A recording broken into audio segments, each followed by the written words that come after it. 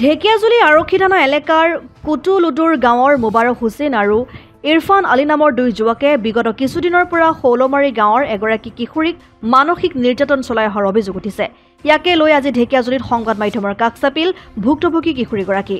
উল্লেখযোগ্য যে এই যুৱক দুজনে বিগত 4 মাহৰ পৰা কিশোৰীগৰাকীক বিভিন্ন প্ৰকাৰে মানসিক নিৰ্যাতন চলাই আহিছে।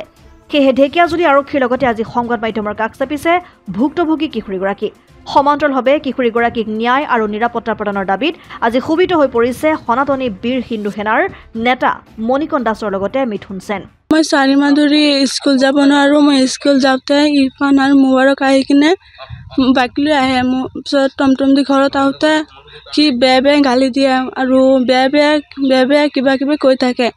আৰু আমাৰ যিটো চেণ্টাৰ আছে ইয়াৰ চেণ্টাৰত মোক টাচ কৰিছে শৰীৰত আৰু মোক বেয়া মেছেজ দিয়ে, মোকো দিয়ে, মোৰ মাকো দিয়ে আৰু মোক বহুত বেয়া কৈছে, মোক উঠাই লৈ যাব।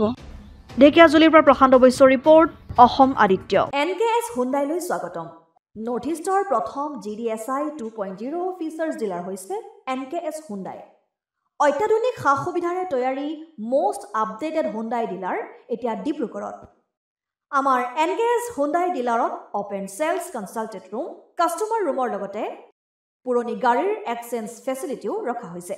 ইয়াত চেলছৰ লগতে সাৰ্ভিস সেক্টৰৰ সুন্দৰ সুবিধা আছে। প্ৰয়োজনীয় সকলো এডভান্স টুলছ, হুইল বেলেন্সিং, এলাইনমেন্টৰ অত্যাধুনিক machine, post hydraulic lift, fully ট্ৰেইনমেন পাৱাৰৰ লগতে nitrogen gas filling facility, fully automatic car ৱাছৰ ফেচিলিটিও আছে। লগতে NKS হুণ্ডাই ডিলাৰে কাষ্টমাৰসকলৰ সুবিধাৰ্থে মোবাইল সাৰ্ভিস ভেনৰো ব্যৱস্থা ৰাখিছে, য'ত হাইড্ৰলিক লিফ্ট, ৱাছিং facility, wheel balancing, tyre pressure check কৰাৰ লগতে বহুখিনি সুবিধাই উপলব্ধ আছে। NKS হুণ্ডাইলৈ আহক আৰু সুবিধাসমূহ গ্ৰহণ কৰক।